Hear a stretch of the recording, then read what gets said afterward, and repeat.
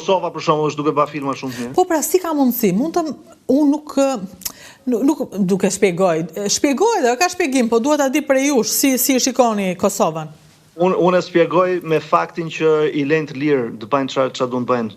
I lejnë komplet lirë, i japin atë buxhet që kanë, e vlerësojnë këtë rrymën e re, për shembull, këto të rit kanë talent. Disa kanë studiu jashtë. Për shembull, ne kemi këtu një drejtore fotografie shumë të mirë nga Kosova, ka marrë në EFI, që është shkollë shumë prestigjioze për drejtore fotografie, Sevdia Kastrati. E motra është regjizore, ka bërë film dhe vetë. Me fjalë, këto janë talente dhe ka shumë të tillë nga Kosova, që Kosova është dhe më e vogël se Shqipëria, dhe më me pak institucione se Shqipëria, dhe gjejnë mënyrën se si të...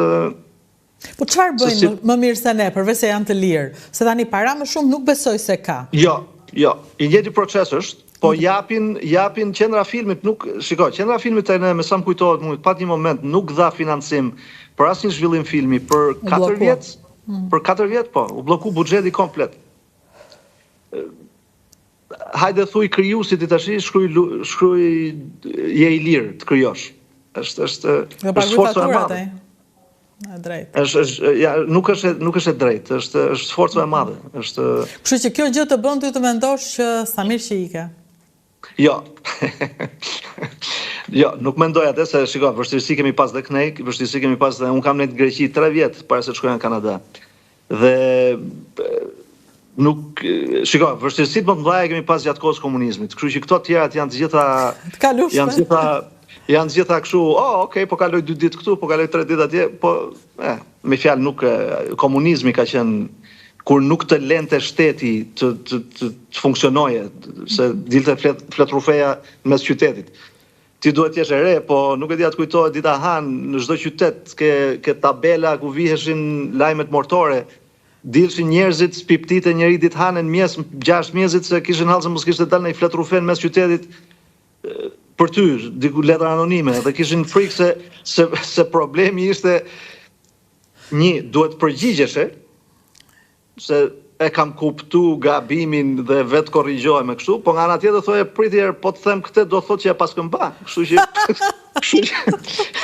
ishte... Vetëm, sa e fort është kjo të kesh mundësi ta tregosh në një film, më ndjesinë e brendshme të njeriut, të asaj kohe, duhet jetë shumë... Po ja, po ky Brezili, ky Joni, ky që kemi tashti, këto krijuesit, këto duhet merren me... Kanë aq shumë material në historitë tonë, si komp, si shqiptar, si qa kemi kaluar, dhe duhet fokusohen. Dhe fakti i filmave suksesshëm që përmendet, për mendimin tim ka të baj pak me edukimin general të kësaj gjeneratës. Me fjalë, ne po kalojmë një tranzicion jashtëzakonisht shumë gjatë, një tranzicion shumë të vështirë, shumë njerëzit janë shumë nuk mendojnë, duhet dish nga ke ardhur një herë, dhe duhet dish ku do të shkosh, dhe duhet dish që duhet marrësh kazmën dhe të fillosh të punosh, se nuk ta jep njeri kështu kudo që të shkosh, nuk të lë njeri të pa punë.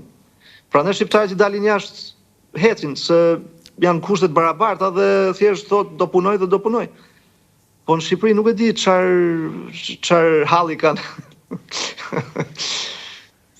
Ka një hall të madh, rinë duke pritur se si dihet.